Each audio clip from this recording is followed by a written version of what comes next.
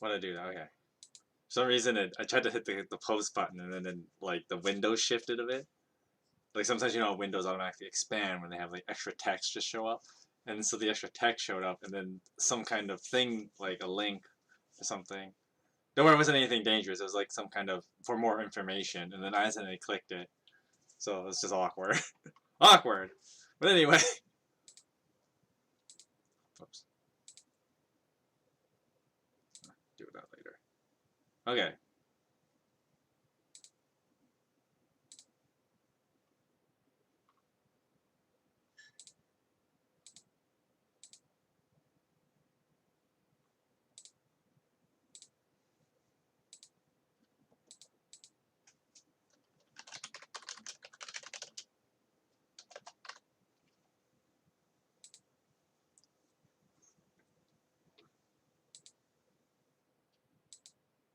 Okay. Now that that's done, put that away.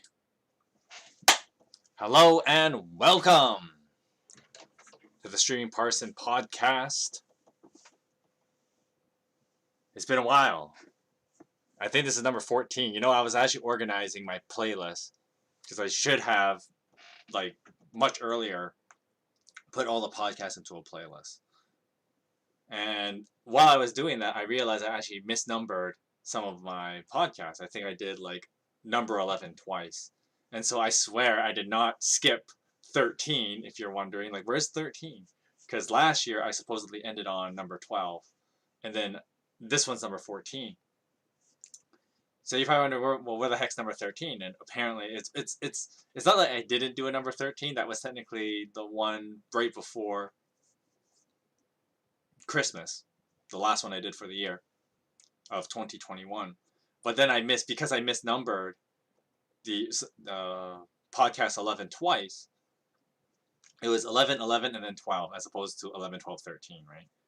But this one is corrected, so we are on number 14, if you're probably, like, wondering. For those of you that actually are attentive to that, you're like, where the heck's number 13? I'm not superstitious is what I'm getting at, right? I wouldn't have cared if I had a number 13. I mean, how many of my other, like, playlists have a number 13 in it, right? And I probably have to look through some of the channel, some of the playlists, to make sure everything is numbered correctly. Because sometimes, I mean, to be honest, like, sometimes you just kind of forget about doing that and organizing your playlists and stuff, especially when you want to have playlists on the channel for people to check out, some of your older content, your completed list, right? Because I was looking the other day about, like, some of the games I've already completed on the channel and whatnot.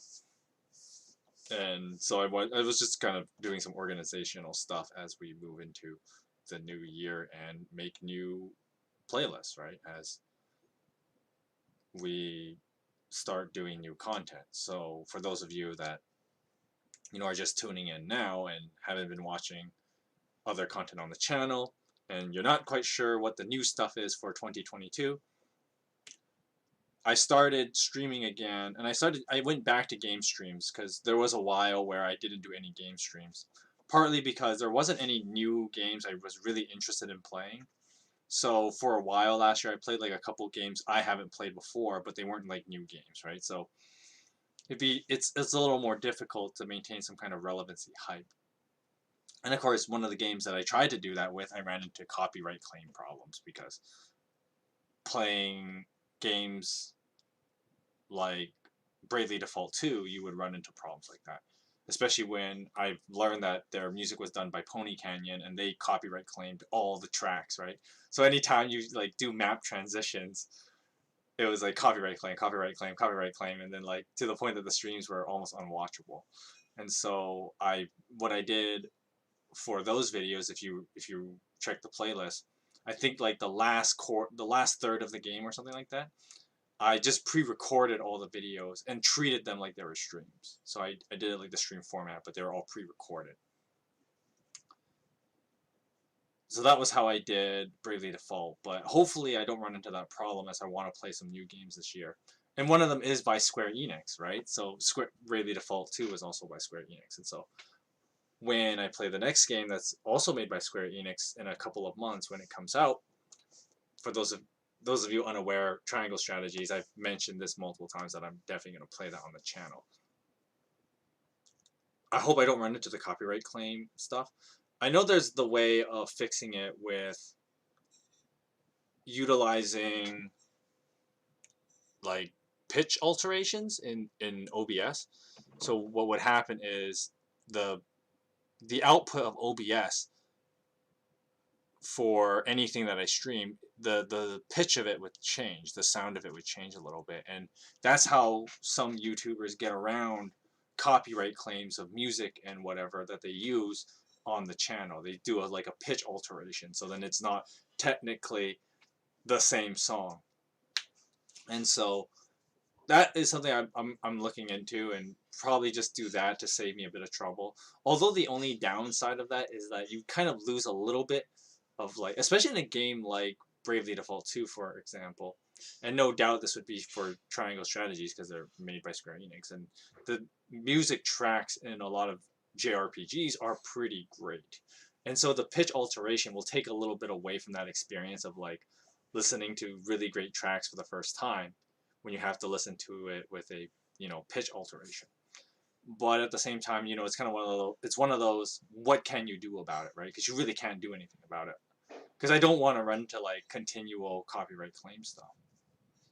And then of course we'll see like if Song of Conquest will be just as bad when it comes to copyright claims. So that's just like stuff to think about as we, you know, gaming content. Anyway, back on topic of doing gaming content on the channel again, which is what I am. I've started that again, but I'm starting with an indie game, and you can definitely check that out. I haven't put a playlist for it yet, obviously, because there's only one episode, and I'm playing a game called Rise Eterna on Wednesdays. You can definitely check out Rise Eterna on this channel, and I stream it on Wednesdays at 2 o'clock Pacific time, which is kind of early. I'm aware of that, but at the same time, because I have to, you know, cook dinner and whatever at nighttime, it's kind of hard to stream a game for a long period of time at any other time of the day, because I can't do it at nighttime because I have to wake up early for work the next day. And so it doesn't, so that like that, you kind of run into the problem like, okay, then when do I stream it, right? And so for me, I picked the earlier part of the day, just picking it 2 in the afternoon. So I kind of spend the afternoon streaming kind of thing. So that's how the gaming back on the channel, or streaming games anyways, because I have been playing a game on the channel. I've been playing Heroes Might Magic 2 for Throwback Thursdays, which I am getting pretty close to the end of it.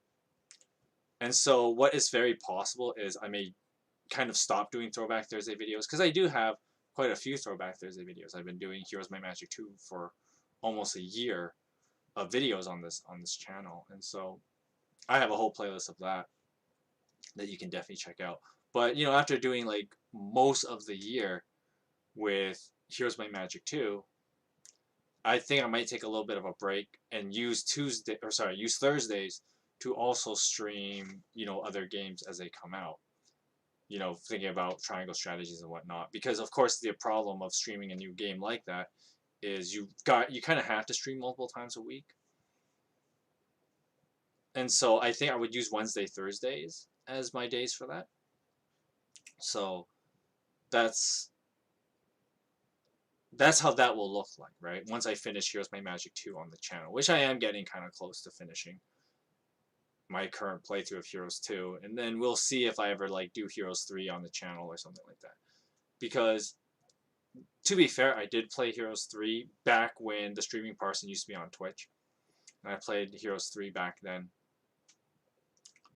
We'll see if I do it again. I mean, Heroes Might Magic 3 is a game I can always play, but if I do Heroes 3, I might want to do stream style for Throwback Thursday videos if I did that. That is very possible, a very possible way of doing it. Or I could just do a video format like I did for Throwback Thursday with Heroes 2 and also stream. So I could do both. We'll see what we end up doing. And so those are my game days on the channel, right? Are Wednesdays, Thursdays, right? So Thursday was Throwback originally, but may shift to a game stream day after I finish Heroes 2. And So that's kind of, the game content on the channel. Mondays we have our it's kind of all kinds of things, right? Because like today it's more casual, but future days I do intend to go back to more philosophy talk and some food for thought kind of streams, which is the whole point of the podcast, right? It's just kind of me being an old guy sharing life experience on camera, right? That's kind of the whole point of it. Not much else to it. It's just kind of me hoping to teach you something about life. And these Monday streams, they tend to be a lot shorter, right? I only stream for about an hour and a bit. I mean, there's only so much I can talk about on a particular topic. You know, for these philosophy talks or whatever. And so and the way I might change up how I do podcasts in the future as well. Just because for the last like while when I started doing this, it was always just me doing it. But I do plan to have like people on the channel and have dialogue. But one of the biggest problems of doing that is the same problem that I have with doing the game streams, and that I have to do it earlier because once again, if evening comes around, then cooking dinner or whatever, right? And then of course the other problem is if you try and do a podcast after that, most people are kind of they're too tired. They don't want to. The last thing they want to do really is like do a philosophy stream, right? And so getting guests would be all the more difficult because the last thing people want to do is like, okay, now I have to, after a day of work, come home, eat, and then hang out with Mike on his podcast, right? That I don't think that's something that would work for a lot of my guest speakers. And so what is going to end up happening for these podcasts, or at least for some of them, like some of them will be just like today. I kind of just ramble on some kind of me giving you life wisdom and life experience advice and whatever. And then other days I may have a pre-recorded kind of talk show thing with someone else. And so that's kind of how we're going to change up the Monday videos. Although if I did a pre-record, right, it would be I would pre-record it before the Monday, and then I would air it on Mondays at the same time, and then just kind of like do a premiere style YouTube video, and then I would just sit in the chat and then also interact that way as well. But for the most part, I would try and keep the podcast on Monday 4 o'clock to 5:30, and that a stream like that is not that long, but I think it's just something for food for thought and just talk about philosophy as well, as that is something I do like quite a bit to talk about. Of course, when I have guest speakers, I will obviously, bend a little bit and talk about whatever nonsensical things, and to try and have some fun on the channel.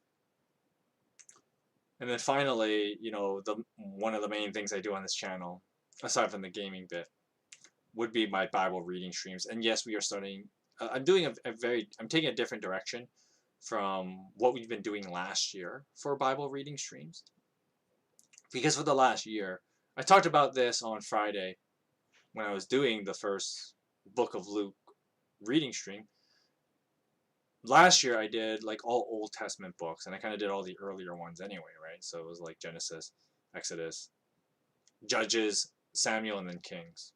And so we covered 5 or 7 books, depending how you look at it, in the course of last year. Well, this year I kind of might do fewer books because, well, if Friday's an indication, 2 chapters in the book of Luke took me like 3 hours. And so if that is a continual trend, then the book of Luke itself will take like at least 4 months to go through if we keep that pace, right? And then the book of Luke is a book that that could happen, right? Because the book of Luke is so academically rich, especially with my particular style of Bible teaching, if you will. I tend to take it from a much more academic stance. And so the book of Luke might take a pretty long time, and so would the book of Acts for the same kind of reasons. And the main reason is because they are the books I know basically the most out of all the Bible books, actually. would be the book of Luke and the book of Acts. And that's how we're going to start. We've shifted from a bunch of Old Testament books, and now we're reading New Testament books. And even after I finish Luke and Acts, I would probably read like the book of Romans and maybe one of the other Pauline epistles. And that would kind of be it for the year, right? I think 4 books like that would be long enough. But we'll see. We'll see, right? We'll see what God has planned. But that's kind of the idea for doing Bible reading streams for 2022. And if you are interested in that, I do that at 3 o'clock Pacific time. You know, I swear I should write this down somewhere. Like, I wish there was... Well, I think it's because I don't have a community page on YouTube because I don't have enough subscribers and whatever. But if I did, I would write down on like a community page or something. Well, in the meantime, you'll have to just write this down or something, or, you know, hit the subscribe and bell notification so you know when I'm online. But I know it's kind of annoying that like all the streams, all the different styles of streams all have different start times, right? So it's like, okay, Monday is 4 o'clock, which is the later one. Wednesday is like really early at 2 o'clock. And then Friday has like the weird in between, right? Where the Bible readings at 3 o'clock, and then I end about the same time each day. Because once, you know, after 5:30 is when like, okay, I gotta go do cooking stuff or whatever, right? So that is, you know, the general look of 2022. I know I mentioned this a little bit last year, but this year I have it a bit more refined. And I can actually talk about back in 2021, I was kind of like ambiguous exactly of like which book I was going to read and, you know, what games I'm playing and whatever. But, you know, today you have it like clearly spelled out for you how the year is kind of going to go down for the channel, right? And of course, you know, the other thing too is at nighttime, sometimes I am on someone else's stream, right? Because I'm a co-host on Baruka the Chibi Toast, or he's not called that anymore. It's Toasty Baruka now, right? And of course, that's a very different kind of, very different kind of videos that we do there, right? And so it's nothing like what I do here. You know, the much more pastoral figure that I am. I'm more like just some guy over there, right? And so that's also why like I don't. Well, also, like, not only because I co-host on another stream, I also work quite a bit. So that's why the streaming schedules are the way that they are as well. Oh.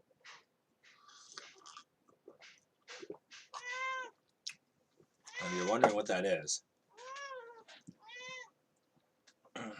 Look who's still here in 2022. Say hi. Say hi. Okay, anyway. So that's it for all the announcement stuffs. And all the housekeeping, and so you guys know what's up on this channel and the direction that we are going. Now for the actual content of the podcast for today. Today, I just kind of called it Into 2022. And you know, the funny thing is, you know, you watch on the news or whatever, and you are already starting pretty strong, right?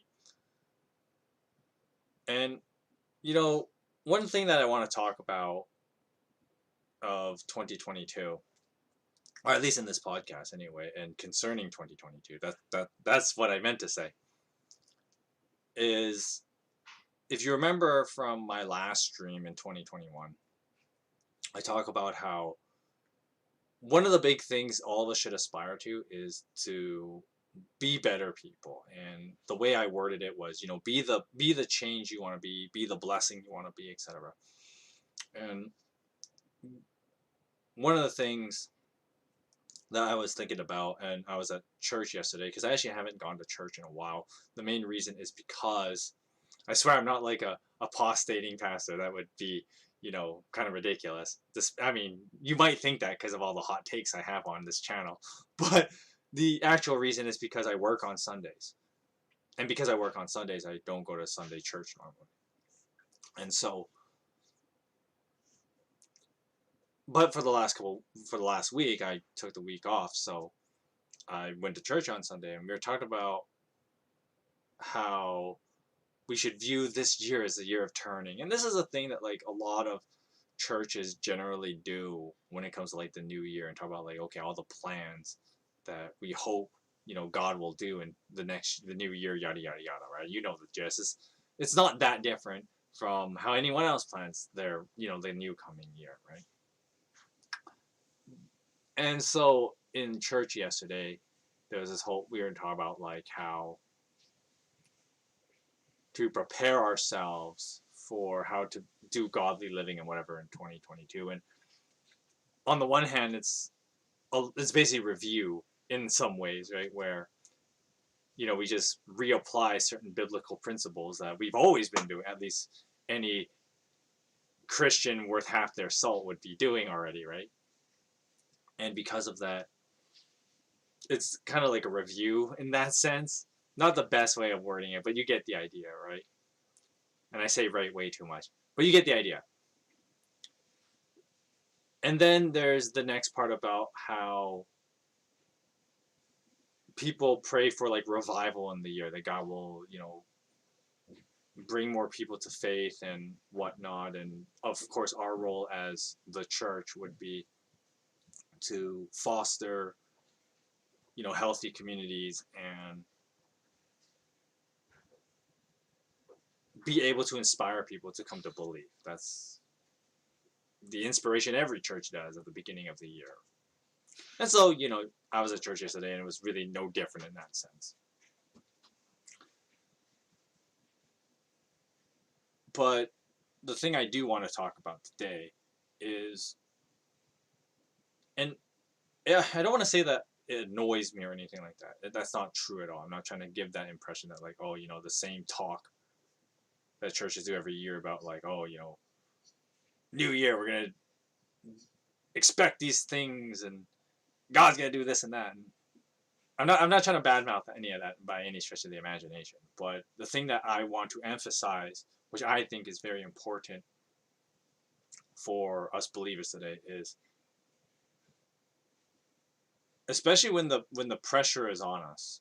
And what I mean by that is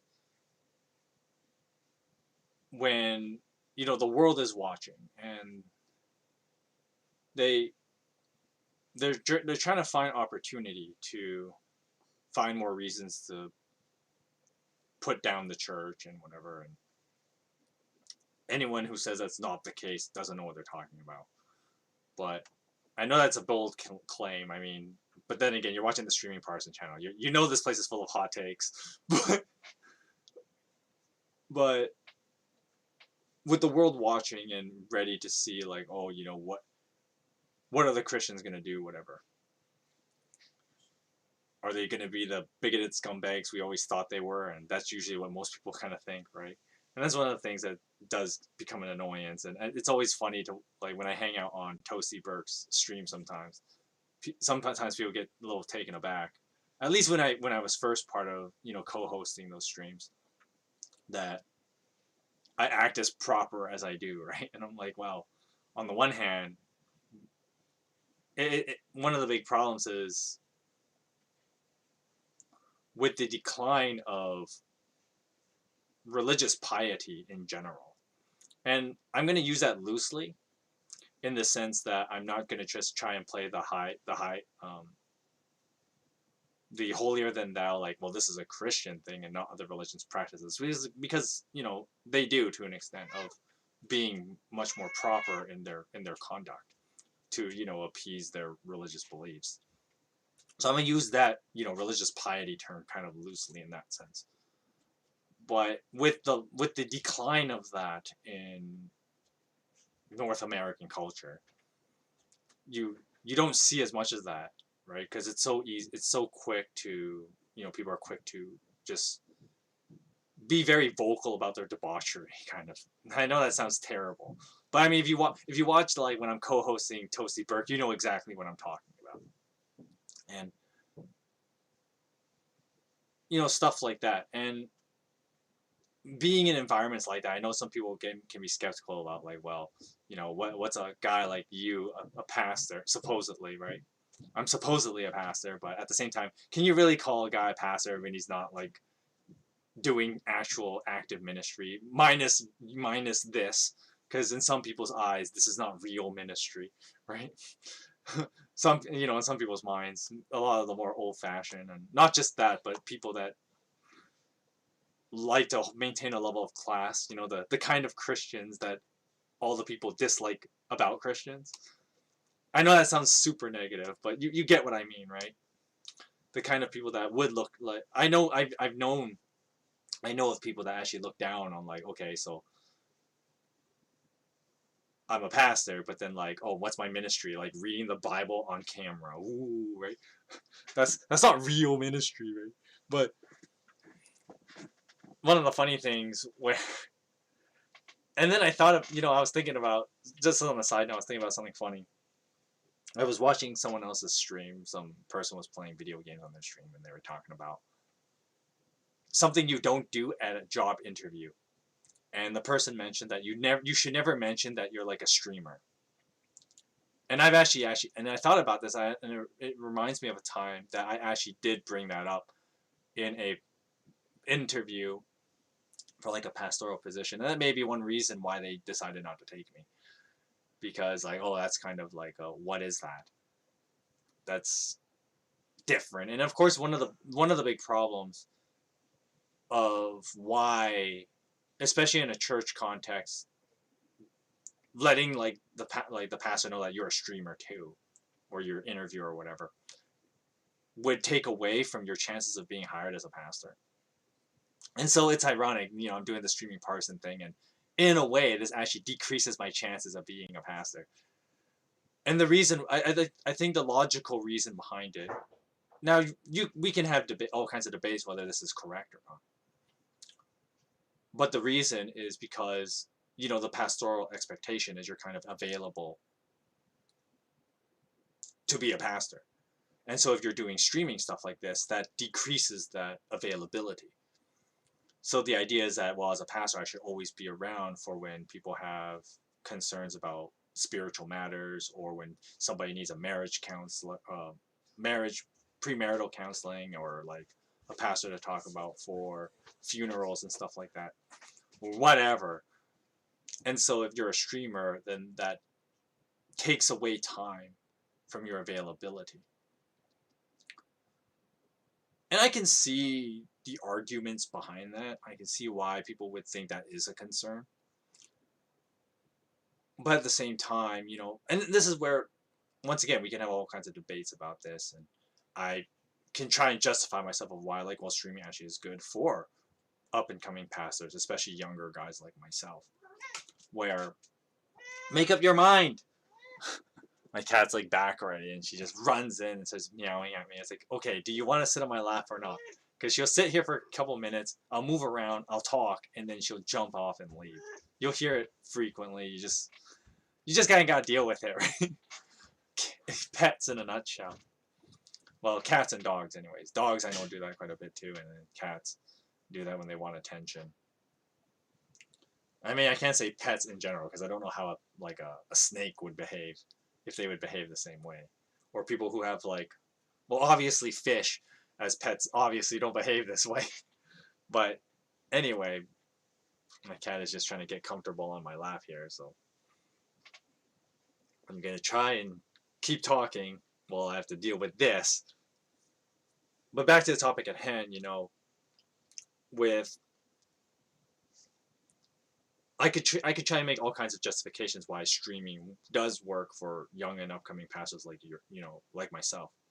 The first example I always think of is like, okay, when I do the Bible reading streams and I do all my exposition stuff, it's kind of practice for public speaking, especially for more introverted people like myself, which is kind of funny that some people might not think that, right? Especially if the expectation is if you're a pastor, you should be more extroverted because you have to be in people's company. But of course, when people say extrovert and introvert, I'm pretty sure a lot of that has lost its meaning, in the sense of people understand introverted to just be people who are more comfortable being by themselves, which is not necessarily true. I might as well just kind of actually define how you actually properly define an introvert and an extrovert. Many people tend to interpret it as, I remember taking the Myers-Briggs test, and people would say, well, what makes you feel more energized when you're alone and getting like your private R&R, or when you're like in a public setting kind of thing. But actually that's kind of incorrect. What they're actually getting at is what drains you faster when you think of like being an extrovert or an introvert. What drains you faster? Are you a person who gets really antsy and you feel exhausted when you're not in the public space? Then you're an extrovert, in the sense that you feel like you can't express yourself and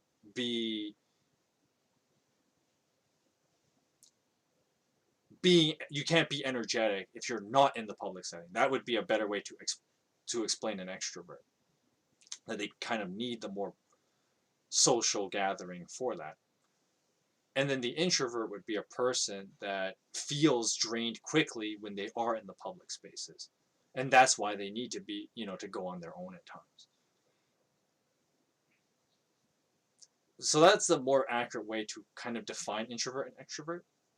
The other thing too that a lot of people don't understand when they take like those like Myers-Briggs personality tests. Another thing a lot of people misunderstand, and this is one of the fatal flaws of the Myers-Briggs test in general. The point of the Myers-Briggs test is to see, based on your moods at times, you may have these certain qualities, and the way you act them out, it varies. And that's kind of how the Myers-Briggs test should be evaluated. Because if you actually think about it, you take all the different aspects of the personality type. So they're introvert, extrovert. I think it's perceiving, judging.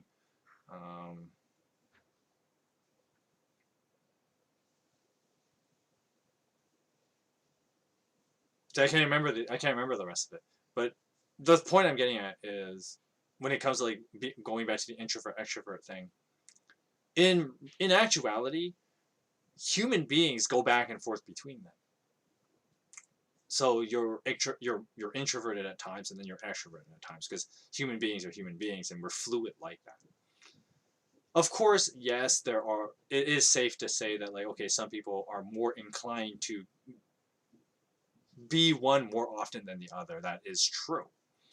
But at the same time, you're not kind of stuck to just, like, for example, when I say I'm an introvert, I'm not always just an introvert.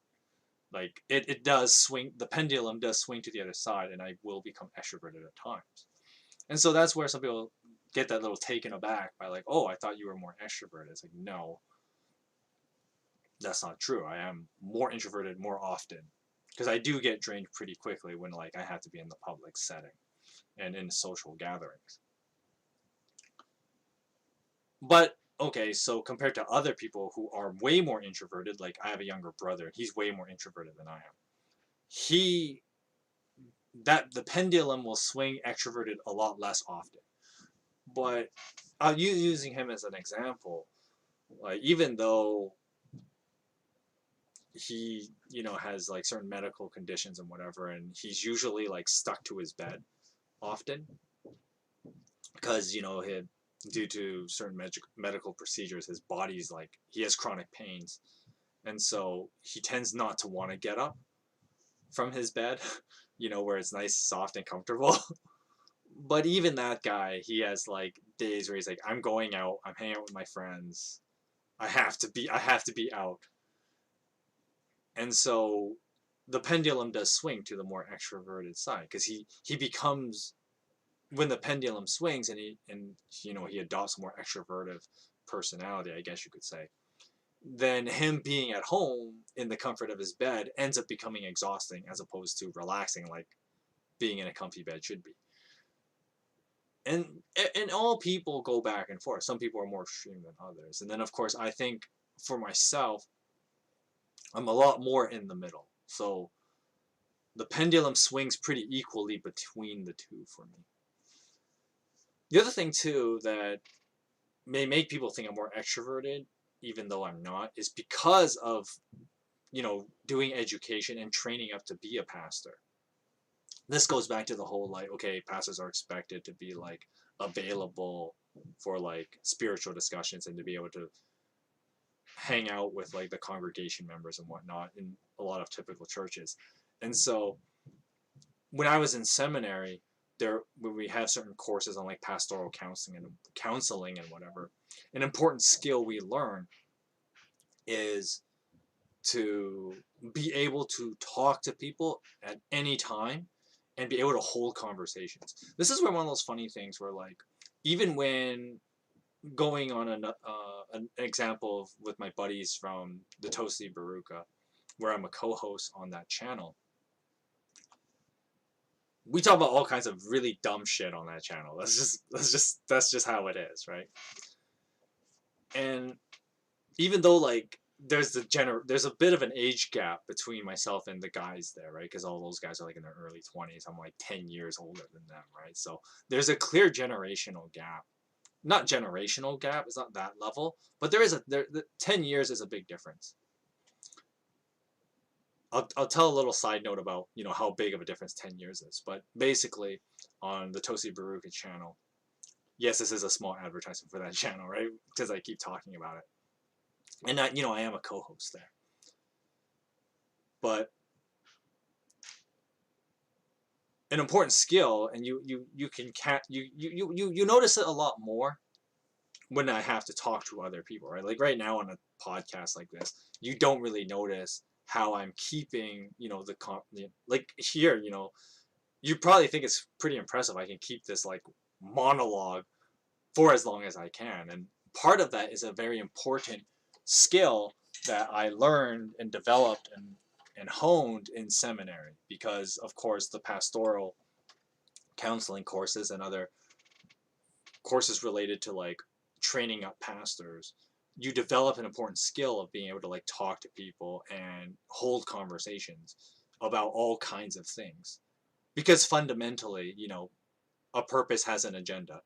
Just has to. It's just that way. If I have to talk to you about like spiritual things and talk about, okay, your faith life and all that stuff, right? I better be able to hold a conversation and be able to talk long enough to hit those deeper parts of, our spiritual lives and whatnot. So a pastor needs to develop those very important skills of being able to hold those kind of conversations. And so going back to, when I'm just talking about dumb crap on Tosi Baruka's channel, we talk about like video games or whatever, right? And, story analysis and stuff like that, which is kind of my specialty, story analysis. I mean, once again, that's another pastoral specialty, right? You're good at dissecting stories because all you do is dissect the Bible, right? And so that's a skill that you transfer to not just the Bible, but all kinds of other literature and stuff like that. And that, you notice that when I used to do some reading streams, maybe I'll go back to doing that as well. We'll see. But where I read some books on camera, right, and just read stories. But of course, I think before I do that, I need to actually find a friend, a lady friend, to be able to do that and schedule accordingly. Because if watching like my Rise Eterna last week was any indication, you guys know I suck with women voices. I mean, sure, I have some like preset women voices to use, but they do strain the throat quite a bit, right? Especially if I'm doing like a 3-hour game stream and I have to do woman voices, like lordy. And of course my mom always makes fun of me about it. It's like, oh, what's with you and those woman voices? Like, well, I'm not going to read every voice of every character in the same voice, right? Not just use my normal voice. So, and of course the voice acting does add a little bit of an entertainment value to the channel, right? Because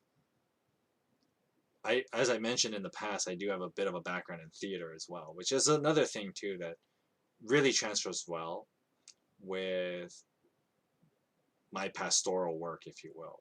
Like to have stage presence, to be able to project your voice, articulate, enunciate, stuff like that. And so those are very important skills that you need to have. And of course, that's also very, very important if you're going to be a video maker or YouTuber or whatever. Because, and I noticed this too, where like some people just slur a lot of words, going back with the Tosi Baruga as an example. There's a cornucopia of examples from when I'm co-hosting there. And you can tell the difference between like myself, I'm very trained in the way that I can speak. I have all these voice techniques. And then you compare it to like a lot of the other guys, because they're a lot younger, so they don't have this kind of experience, and none of them were in like drama clubs in their school or whatever, as opposed to I was, because I was one of those kids. Little side story, but I was one of those kids in high school. I was not cool in high school. I mean, when you look like this, you're not that cool, okay? And I'm just an older version of like, this is just an older version of what I used to look like, and so I'm not that cool looking. It's pretty clear. Like I'm a total nerd, right? Like I did not wear the glasses intentionally just to make that point, but I wore glasses in high school because, well, typical Asian nerd stereotype. Needed glasses at a young age and whatnot, and so I always look like, the typical Asian nerd, right? And so excuse me, nothing cool about me. And then sure, I didn't play I played like a little bit of like sports in high school, but I wasn't really into it. It's one of those things that like I had a skill. I could play basketball, I could play volleyball, I could play, but I didn't like it very much. And so that really, like, you couldn't really be interested in like hanging out with your teammates and stuff like that, where your interests are so different. And of course, a lot of, I think, I don't just think, but part of it was also like, I just didn't like a lot of the I didn't like a lot of the guys in the sports teams, because the problem was also that like I was kind of bullied in elementary school by the athletic types. And so I just kind of, when I was growing up, I had a natural, disdain and didn't like the athletic types. And so even when I played in a sports team, I didn't really care to get to know them, and I didn't like them very much. But then as I went into later high school years, like grade 10, grade 11, grade 12, I decided like, okay, I'm not going to do sports, and I'm going to do something else. And theater was the thing that I really ended up liking to do. And so I did theater for like 3 years, and I loved it. And then I was one of those like, they think one of those theater kids that think they're cool because they're the theater kids, and the kids with like, we try to think we have like the more interesting personality types because we're the theater kids. Right? I was one of those in high school.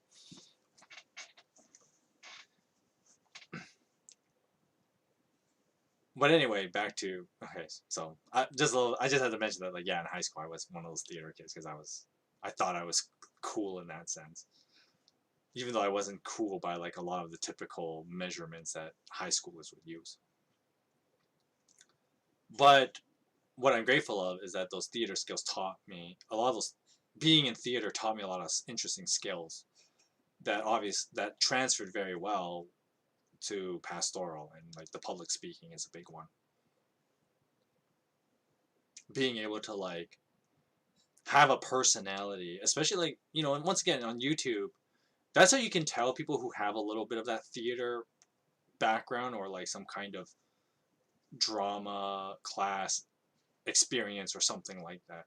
They know how to be a lot more expressive and interesting, or at least, see, that's the funny thing about theater kids, right? They, in the grand scheme of things, and I remember back when I was a theater kid, when some of the other theater kids, they tried to think like they thought they were really cool.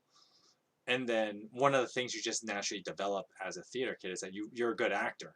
And so you can act like you had a cool personality, even in the grand scheme of things, especially when I look at it back as an adult, I'm like, man, I wasn't that cool as a theater kid, and neither were any of my peers in the theater program. We weren't that cool, okay? Like, we just thought we were cool, but the thing is, we were convincing. We could convince people pretty well that we were cool, right? And so it's just one of those funny things, and you look back on it now, it was kind of silly, but once again, the ability to project an image is very important. Not like, I'm not trying to say that like, well, pastoral is an act, but at the same time, it's like the presence of like, you can see that I can be more than just myself on camera. I can be a lot more than, just some nerdy guy behind a camera, right? I can project a lot more than that.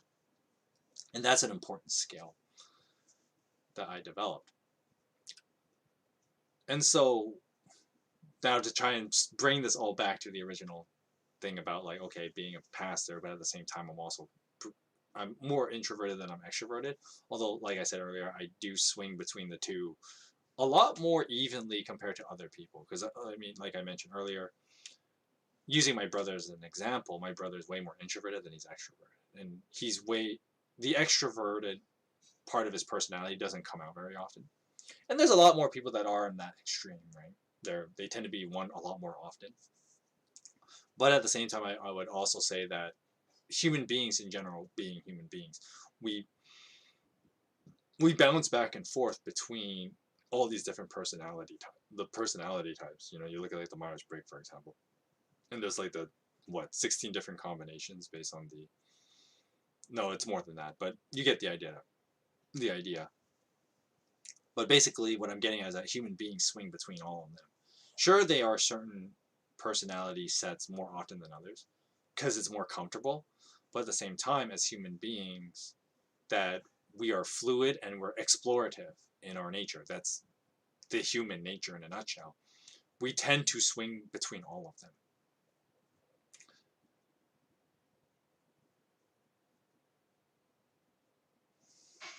And so but then of course what I was getting at originally before those long sidetracked mini stories about my past is that as a pastor, I think an important thing is that you know how to balance that very well. And even though like, yeah, I'm a bit of a homebody, nerd who likes to sit at home, play video games and watch anime, I'm also able to like be a more public figure and to be someone that is available for like spiritual discussions and stuff like that. I can be more outgoing in that sense. Because one, it's part of the pastoral calling, right? And of course, as I mentioned, it's one of those funny things where like, okay, so if Christianity is supposed to be a missionary religion, for the uninitiated, when I say a missionary religion, what that means is it's the kind of religion that is meant to be shared and bring converts of any background. So a non-missionary religion would be like Judaism. Judaism is not a missionary religion in the sense that, one, it's ethnic, more often than not, it's ethnically tied. Wow, that's a hard word to say fast. Ethnically tied to, well, being Jewish. And of course, the Jewish people, and I talked about this in the book of Luke reading on Friday, about, this tie with like, okay, being a person from like Israel and the land of Judah. And so the tribe of Judah, and so there's this close tie to Judaism and the people group. And so in nature, if you have a big emphasis on a racial or ethnic backing to your religion, then your religion is by default kind of discriminatory in that, well, you kind of have to be a Jew to be in Judaism. But Christianity is not like this, right? Christianity is a missionary religion in that the mandate of Christianity is make disciples of all nations, baptizing them in the Father, Son, Holy Spirit, so on. And so the idea was that fundamentally in Christianity, your religion, or sorry, your race and ethnicity, your gender and stuff like that is irrelevant to your religion. And so fundamentally, that's why, the mindset of Christianity is everybody, they want everybody to be Christian. And then Christianity allows for that because there's no problem with like, okay, so this one guy is Jewish, Christianity started in Jerusalem. So by definition, it is also a Jewish religion. But at the same time, a Chinese person like myself can easily become a Christian. A German person could easily become a Christian. And so on. Anyone can basically be a Christian. Man or woman doesn't really matter and stuff like that. And so, there's those, and then of course the Bible even has famous verses where, for example, St. Paul talks about, well, in Christ there is neither Jew nor Greek, male or female, free man or slave. All can, all are saved by the power of the blood of Jesus, right? And so fundamentally, once again, as a missionary religion, things like a convert is brought in by their belief, right? Of course, now in the world nowadays, and that's why the missionary religions are so big, right? Because their whole shtick is to go out and make converts of whatever background, right? The only exception to this is Islam, right? Islam is actually not a missionary religion. The idea is that fundamentally you must be a descendant of Ishmael in order to be a true Muslim. Because only then are they, in a way, like true people before Allah. That is expressed in the Quran. That it is the descendants of Ishmael, which most people would say, well, that's basically anyone of Arabic background. And so, with that sense, it's not a missionary religion, but at the same time, Islam is still one of the biggest religions. Despite that, it's not a missionary religion, right? And then, of course, the next biggest ones are Christianity and Buddhism. Buddhism is, in fact, a missionary religion.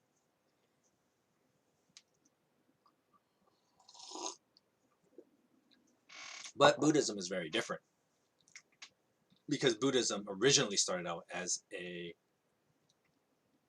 rebellion against traditional Hinduisms in the Buddha's time.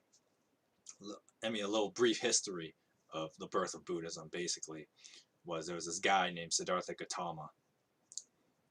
And Siddhartha was an Indian noble. His family was part of the warrior clan, so if you know a little bit of Indian culture, there's basically 4 primary people groups. You have the Brahmins, and they're the priestly class. You have, I don't remember the technical names of the other 3 classes, but basically you have the warrior class, and they're all the nobles, the higher part of society. You have the average man class. They're depicted with like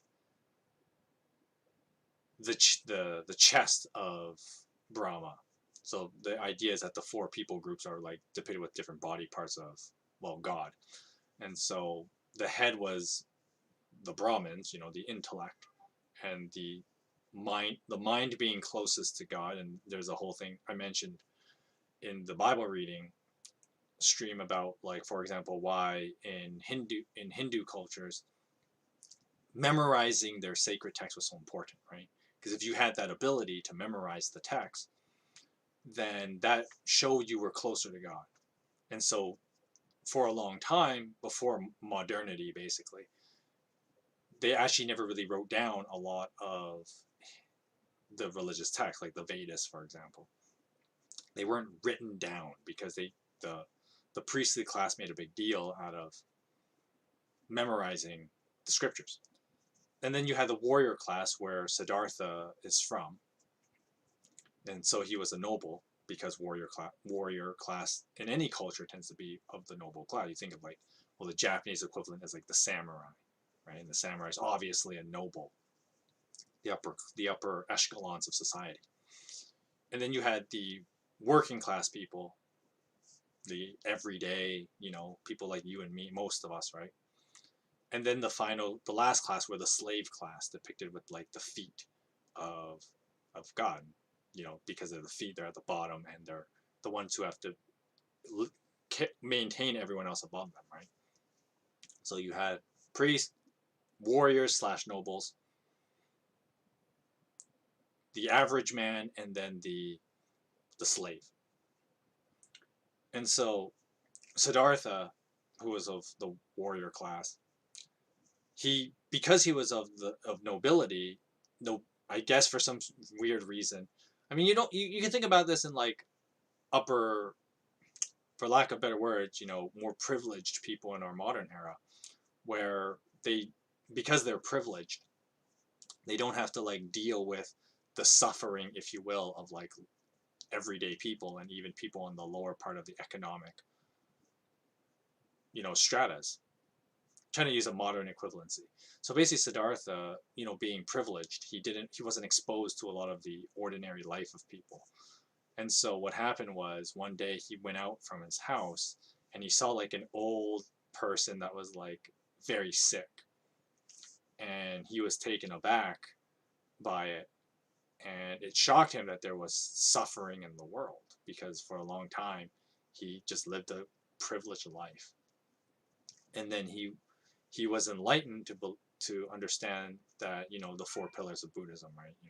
Because we desire, there is suffering and all that. And then of course the objective of man is to escape that suffering, right? And so in order to escape suffering, you have to kind of put aside your desires. That's the TLDR of the Buddhist belief. But fundamentally, the Buddhist belief was more of the philosophy behind that, right? To overcome suffering. But by nature, it was not, and part of it was because Siddhartha designed Buddhism this way to kind of fight against the very nature of what led him to his enlightenment, right? That he looked down upon, the noble class, the upper classes, the nobles and whatnot, as well as the priestly class. He kind of, he wanted to rebel against that, because it was and it's not that different from the world today. And I think that's why Buddhism is so popular as well, because of course there's a lot of modern philosophy is not too dissimilar, right? Fight against the upper class and try and deconstruct the idea of desire, although that's problematic, because the fundamental problem of trying to get rid of suffering through the idea of dispelling human desire is ultimately that's not possible, right? Because human beings are human beings, and since the caveman days, the earliest days of man, right, human beings have always desired things. And at the same time, ironically, desire is what allowed for the world to prosper, because progression can only happen through wanting something more, right? Because then when we have desire for things, we then work toward that to the fulfillment of that desire. And of course there's good and bad of this. That's just the way it is. But at the same time, you could not it's better off that we just fight the tension of good and bad consequences of desire rather than trying to dispel it altogether, because that's not possible. It isn't possible to dispel human desire, which is the fundamental flaw of Buddhism.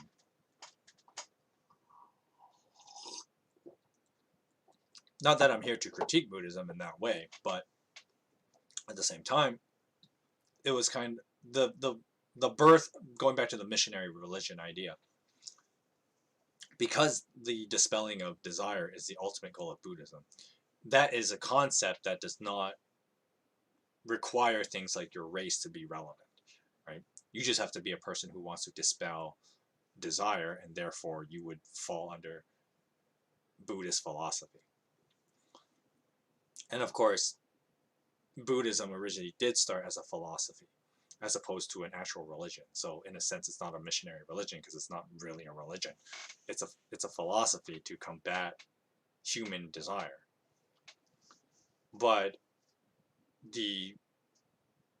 my philosophy behind that is that I think it's impossible to do that. Because I mean, if you try to talk, like if you talk to someone that claimed that they could rid of their desire, then you can eventually trap them in a corner about like, well, why do you live then? Why do you do what you do, right? But I mean, everyone will try and have their way to worm out of like, well, whatever reason they can justify their existence, right? And that is that's another fundamental problem, at least in my mind, of the idea of trying to get rid of human desire, right? In my belief, I think that we all desire for things, and I would say in a vacuum that's not a bad thing, right? Desire in itself is not a bad thing, of course, because fundamentally you run into the problem of like, well, every human being has bad thoughts, therefore no one can be a good person, right? In the same way, everybody has desires, so it's not about things that are more conceptual, but it becomes, what you do. And of course, if you went to like ethical moralities, talk about like ethical morality, there's no such thing as ethical moralities, but talking about ethical morality, then you would get into the whole like behavior thing. And of course, behavior is like how you translate your thoughts and your beliefs into action. And so fundamentally, the action part is also extremely important, right? There's a reason why we have that old saying that talk is cheap. Because fundamentally, we care more about people's actions. And so going back with like the desire thing, we can have all kinds of desires, good and bad, but the real question is what you do, right?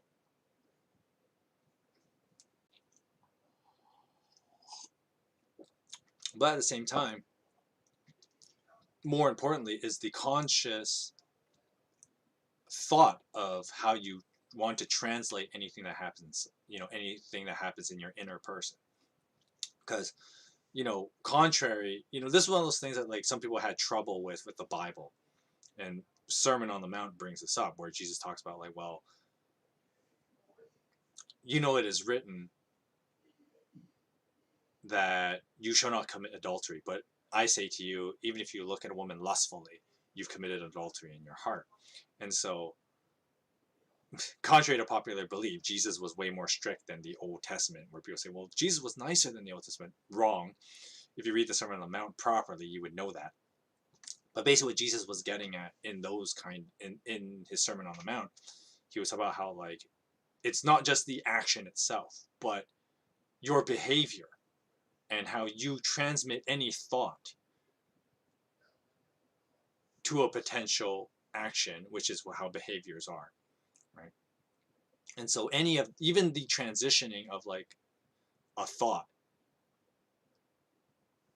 as soon as you consciously think negatively, so for example, like using lust as a good example, right?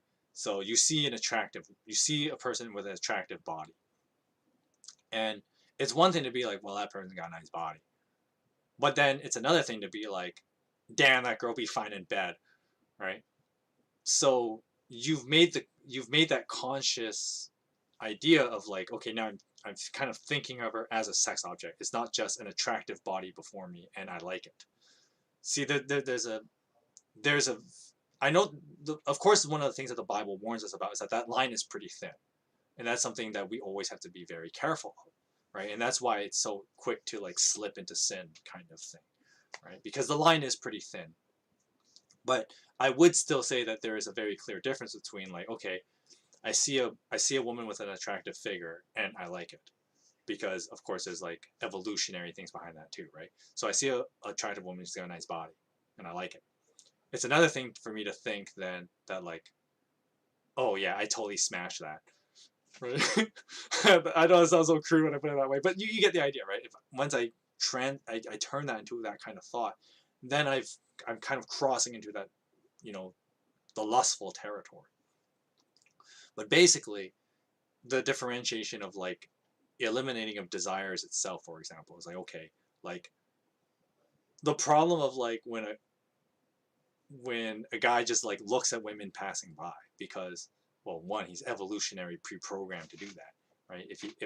If people see nice, and women do this too, but they're just more subtle and they're not stupid about it like guys are. That's the only real difference. But we see attractive people and there's that little bit of desire that happens. Well, the desire itself is not it's not wrong in itself, right? I see a nice body, I like it.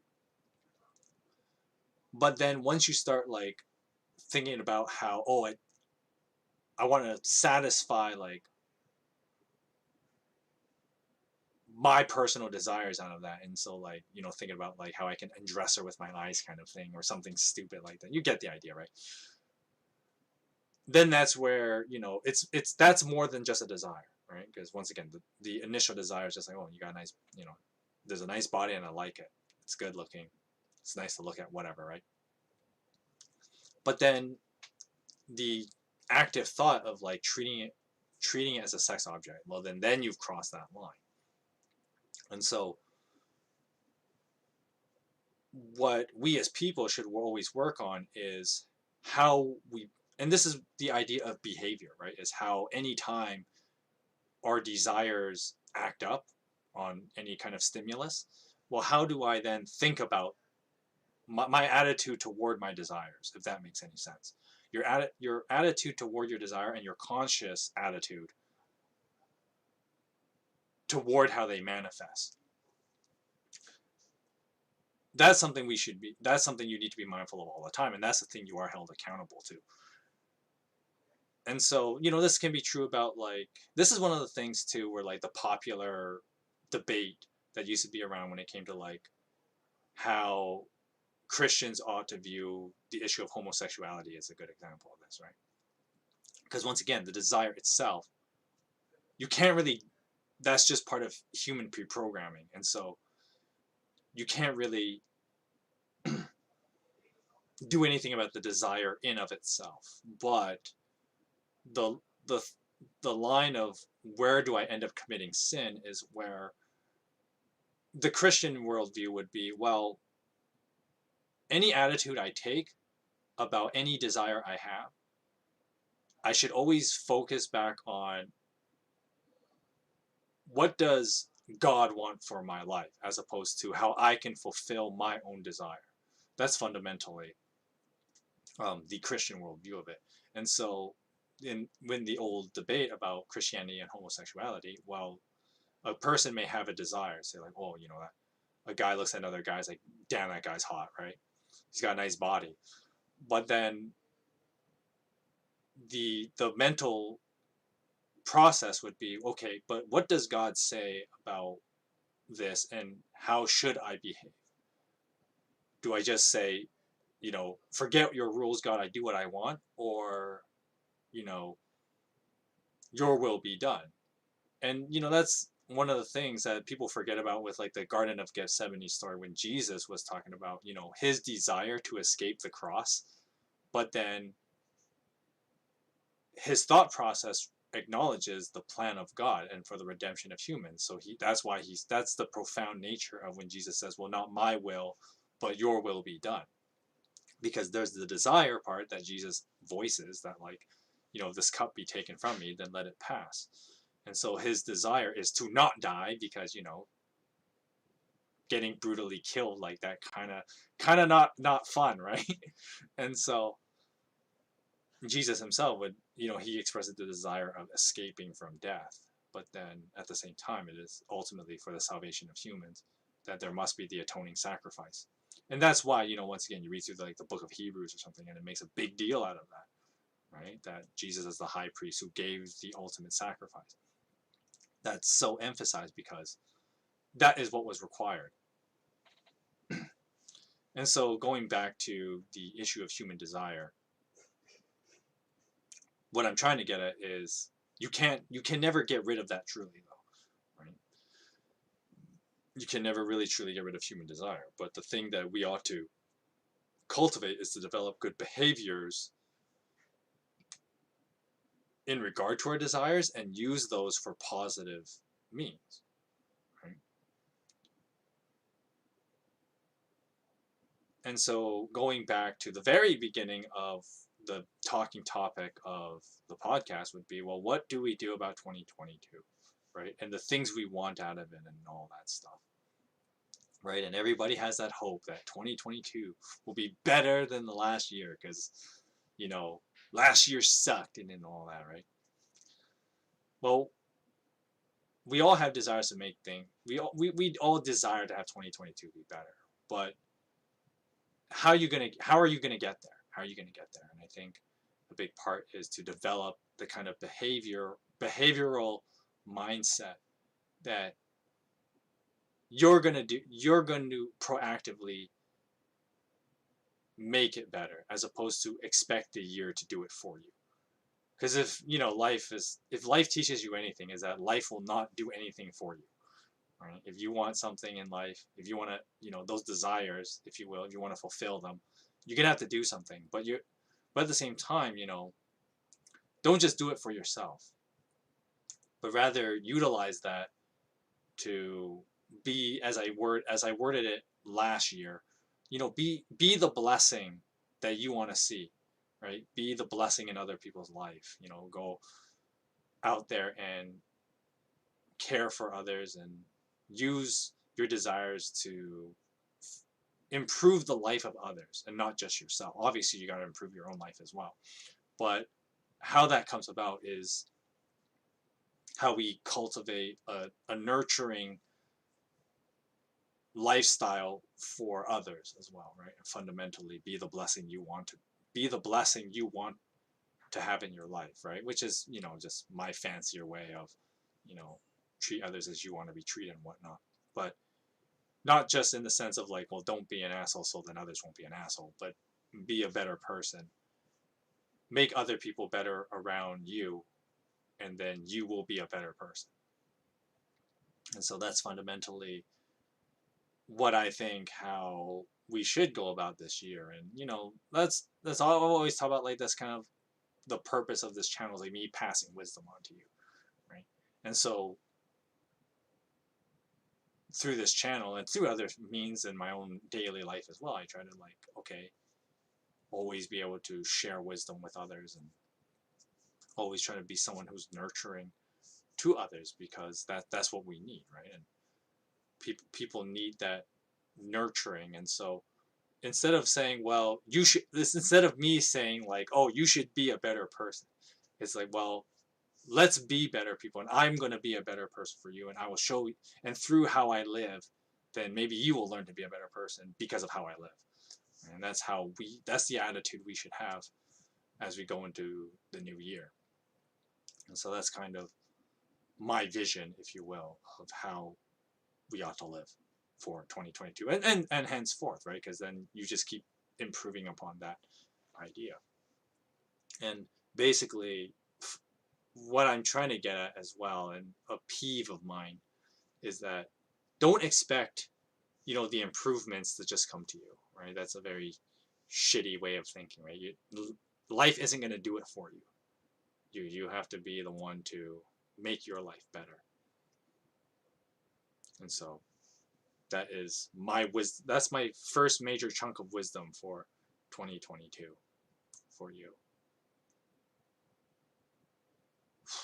Anyway, that's it. That's all I have to say about that. So just some closing words, I guess, before we end the stream, because it is like 5:20 and I probably got to get going kind of soon.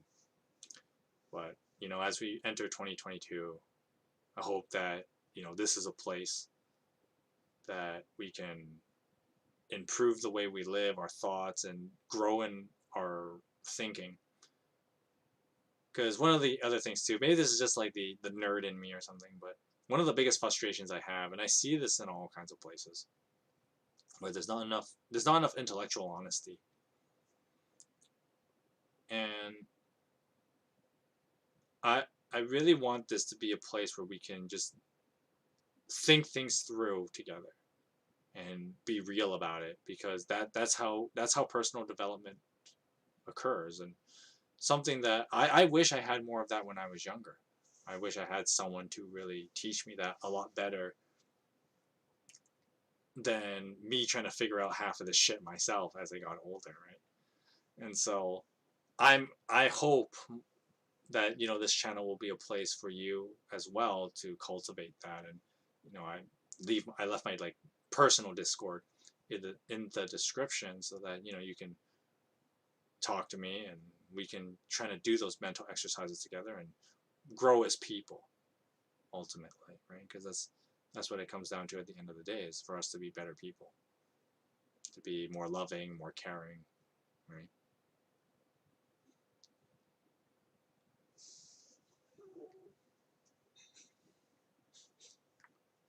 Okay, so housekeeping one last time for today, even though I kind of did it at the beginning of the stream, but we're going to do the housekeeping again now.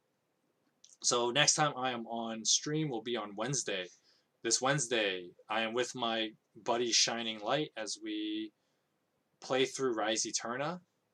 We are doing the second part of that. So that will be at 2 o'clock Pacific time. So 5 o'clock Eastern. I think I got my time zones right. So 2 o'clock Pacific, 5 Eastern for Rise Eterna. That's on Wednesday. Thursday, we have our Throwback Thursday videos of Heroes of Might and Magic 2, which I gotta go film that, so that's probably what I'm gonna do after dinner tonight. That's another reason I can't stream at nighttime. I gotta film other stuff, right? But Thursday, we have our Throwback Thursday of Heroes of Might and Magic 2, and then Friday, we have our Bible reading stream at 3 o'clock Pacific time. Or 6 Pacific, or 6 Eastern, sorry. 6 Eastern, 3 Pacific. And we will be continuing the book of Luke. But with that said, this is going to be the end of the stream. Hope you guys enjoyed hanging out and just talking about being better people in 2022. Hope you guys leave a like, subscribe, hit that notification bell so that you guys know when I'm back, in case you don't memorize all the different times I gave you. But, you know, the notification bell ought to, at least it should. People tell me it doesn't work properly, but it should work, of getting that notification so you know when I'm back and doing more streams and videos. Anyway, you guys have a great rest of your day, and I will see you guys on Wednesday. God bless you.